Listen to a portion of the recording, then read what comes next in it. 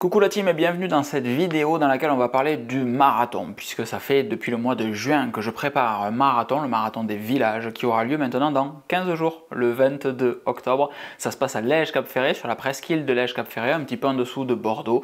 Et l'idée de cette vidéo, c'est de faire un point sur comment s'est déroulée la préparation et dans quel mood je suis pour ce marathon. En mars 2023, je faisais mon premier semi-marathon tout court, semi-marathon en compétition aussi, et c'est la faute à Nicolas exclusivement, c'est très souvent sa faute, je sais qu'il regarde les vidéos donc j'en profite. Au détour d'un cassoulet, tout ce qui est le plus normal, donc il me dit qu'il s'est inscrit pour le semi-marathon de Montauban. Et là, je me dis, en fait, si lui s'est inscrit alors qu'il me dit qu'il court pas non plus, vas-y, je m'inscris aussi, on fait le semi-marathon de Montauban ensemble. Mais Nicolas est un petit coquin qui a eu la bonne idée d'aller faire du VTT et de se fêler des côtes juste avant le semi-marathon. Je fais donc le semi-marathon de Montauban tout seul, mais excessivement heureux de participer à cet événement, de l'ambiance qu'il y a, etc.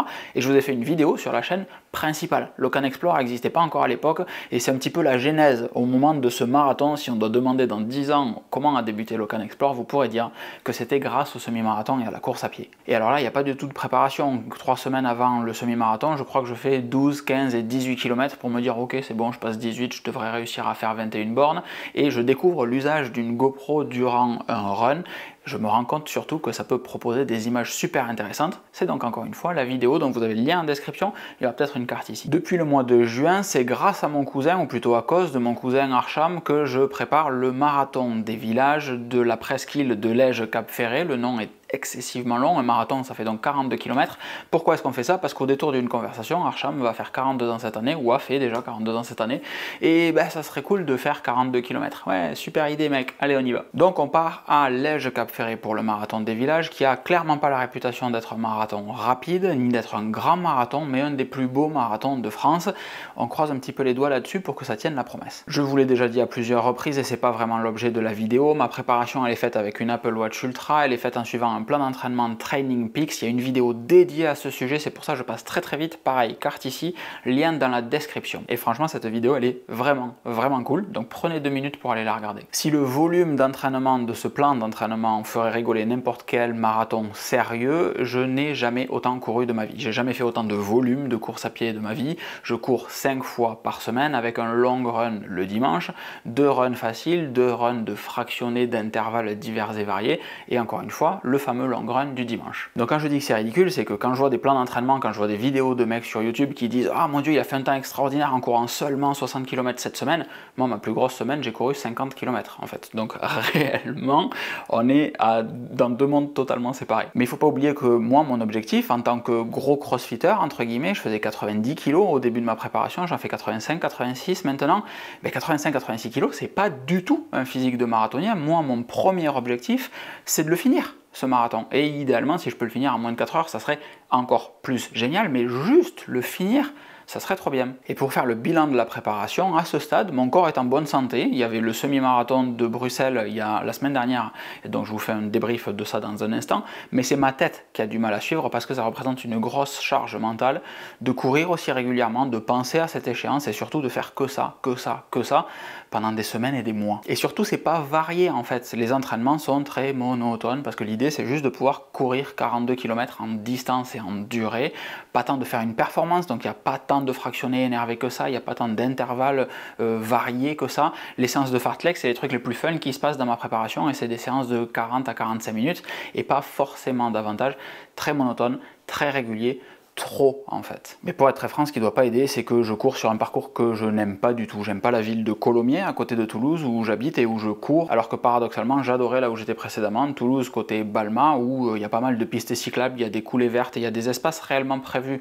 pour s'adonner à la pratique de la course à pied, alors que ici on est toujours en confrontation avec les véhicules et juste les paysages sont nuls, il n'y a pas d'arbres, il n'y a rien du tout. Le marathon est donc le 22 octobre et le 1er octobre, pile 3 semaines avant, je faisais le semi-marathon de Bruxelles. Et là dans ma prépa, j'avais un long run de 19 km, donc l'idée c'était d'aller courir ce semi-marathon à Bruxelles pour tester de manière un petit peu excitée, avec davantage de foule, etc. Voir comment se tourner les jambes, voir comment ça déroulait. Et ça m'a fait vachement de bien à la tête plus qu'aux jambes, justement d'être dans le bain, d'avoir des gens qui courent à côté, de courir un petit peu plus vite qu'à l'habitude, de se challenger entre guillemets un petit peu, et de voir le ressenti que j'avais sur ce semi-marathon avec toute la préparation versus le semi-marathon de mars, où j'étais vraiment allé comme un touriste en me disant chaque kilomètre, c'est compliqué. Bon, j'exagère un petit peu parce qu'en mars, ce semi-marathon, il s'était quand même très bien passé, étonnamment d'ailleurs, mais là, c'était encore mieux, réellement, à la fin du semi, pas de rythme cardiaque super élevé, aucune douleur aux jambes, aucune gêne, nulle part, juste c'était cool. Et c'est super encourageant, c'est exactement ce dont ma tête avait besoin. C'est le genre d'événement qui motive à nouveau, et le choix des mots est pas innocent ici, qui motive à nouveau, parce que si ma discipline fait que je vais courir régulièrement, j'ai plus aucune motivation, aucune envie à aller courir, je le fais juste parce que plus ça va, plus les chances se rapprochent et que ça serait ridicule de pas courir le marathon maintenant, mais réellement je cherche de la motivation, de l'envie en fait. Et cette envie, grâce au semi-marathon, je l'ai un petit peu retrouvée, et plus on se rapproche aussi, plus mon mental de compétiteur reprend un petit peu le dessus en disant hey mec, marathon bientôt, marathon bientôt. Et c'est là que la visualisation rentre en jeu. On fera peut-être une vidéo un jour sur la visualisation d'un sportif, d'un athlète, mais c'est quelque chose qui m'aide beaucoup justement dans cette prépa du marathon. Alors le marathon des villages de la presqu'île de Cap-Ferret, comment il est? Est-ce qu'on s'en parle un petit peu? Il fait 42 km puisque c'est évidemment un marathon, 42-200, quelque chose comme ça. Et vous voyez à quel point je suis préparé. Par contre sur le coup du marathon, je m'arrête à 42, je veux pas savoir ce qu'il y a après. Et il y aura 300 mètres de dénivelé qui sont globalement au début et à la fin, pas drôle du tout. À 40 km, il y a un petit pic là sur le D+, c'est vraiment pas fun. Mais c'est assez plat. Ce qui est très cool quand on jette un œil à la trace, par exemple sur Strava ici, c'est que le parcours fait plein de petits zigzags sur peu de distance. C'est pas une course en ligne comme en vélo par exemple, où on part et on arrive 42 km plus loin tout droit. Là réellement on fait plein d'allers-retours, etc. Donc en fonction de l'endroit où on se met les accompagnants, eh bien, on peut nous voir 3-4 fois peut-être sans trop bouger sur peu de distance. Et ça c'est super cool en fait. C'est super cool parce qu'encore une fois, 42 km ça va être long, et avoir des gens qui encouragent, des gens connus qui encouragent, ça va vraiment faire du bien. Et de ce que nous dit le site officiel, je vais lire parce que je ne l'ai pas appris par cœur, il y aura 11 points de ravitaillement tous les 4 km environ, ça c'est vraiment trop bien, avec de l'eau minérale, des gobelets ou un tiers demi-bouteille, donc je suppose qu'ils veulent dire 33 centilitres et 50 centilitres. Pour le solide, il y aura des bananes avec de la peau, des quarts d'orange, des parts individuelles de 4 quarts, ça peut être très joueur quand tu manges un 4 quarts et que tu cours, je pense que ça, je ne le tenterai pas. Des fruits secs, du sucre en morceaux, des tucs, très cool pour recharger un petit peu en sel, et du soda ou du sirop à partir du 20e kilomètre. Sachant ça, les effets spéciaux de cette vidéo sont absolument délirants, j'hésite à partir avec ceci, avec mon petit sac de trail, tout simplement, c'est Evadict, c'est Decathlon qui fait ça, et avoir donc dans le dos une poche de flotte de 2 litres, donc celle-ci tout simplement, avec le petit tuyau qui revient sur le côté pour pouvoir boire, et devant, à la place des 2 flasques d'eau, avoir 2 petites flasques de 150 ml, comme ceci, alors il y en a dans toutes les marques, qui seront des poches à gel, tout simplement, c'est la découverte du week-end, merci Nicolas, vous voyez qu'il a des bonnes idées aussi parfois. 150 ml, là où je pourrais mettre du coup tous mes gels et pas me faire chier comme sur le semi-marathon de Bruxelles, à déchirer mon gel, à venir presser pour être sûr d'avoir les dernières gouttes, on mise tout là-dedans, clac, et on vient boire. Sauf que si c'est là, en réalité, j'ai juste à prendre mon sac comme ceci, et à venir boire directement dedans, vachement plus pratique. Et donc ma poche arrière, elle se remplit de boissons isotoniques, j'aurai les ravitaillements pour prendre au fil de l'eau tout ce qu'il me faudra, et en complément, mes 2 litres dans le sac, si jamais il y a un ravitaillement qui se passe mal ou quoi, je suis pas bloqué. Et alors pareil, les vrais marathoniens se diront, mais mec, tu vas pas courir avec un sac à dos, ça va être super lourd, etc. C'est totalement ridicule. Oui, mais encore une fois, je fais 86 kg. Les 2 kg de flotte que je vais avoir dans le dos, c'est négligeable, surtout que ces 2 kg de flotte, ils vont venir remplacer l'eau que moi je vais perdre en transpiration.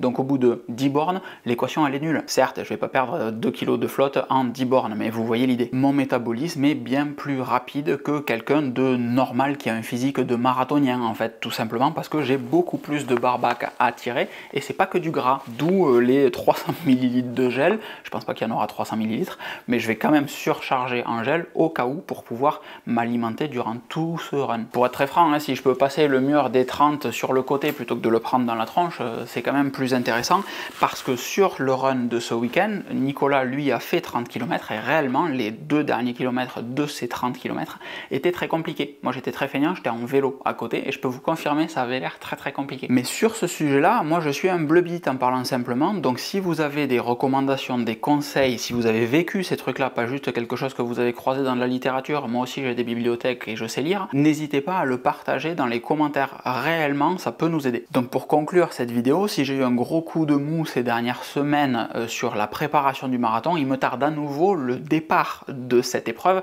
et aussi de la ligne d'arrivée de cette épreuve. Je m'interroge juste maintenant à savoir si je pars avec le sac ou sans le sac. Encore une fois, mes 86 kg auront besoin de recharger. Mais ce qui est super important, c'est que si vous êtes dans les parages, alors les parages franchement à une demi-heure à peu près, venez faire un saut, venez dire bonjour avant, pendant, à la fin, gardez juste à l'esprit qu'à la fin ça risque d'être très compliqué pour moi, mais avant, pendant, encouragez sur les côtés, tapez dans les mains si on vous passe devant, ça peut être super cool. Réellement, si je prends tous les petits encouragements que je peux avoir partout, et ça se promet d'être juste un truc absolument incroyable. Donc j'aurai dans tous les cas la GoPro avec moi pour faire une vidéo là-dessus, qui sera, je pense, la prochaine vidéo de la chaîne Explore. C'est dans 15 jours, mais en réalité avec la prépa, je vois pas trop ce que je pourrais vous poster la semaine prochaine, sauf cas exceptionnel. On se reverra après le marathon. Et ouais, croisons les doigts. Des bisous. Ciao, ciao.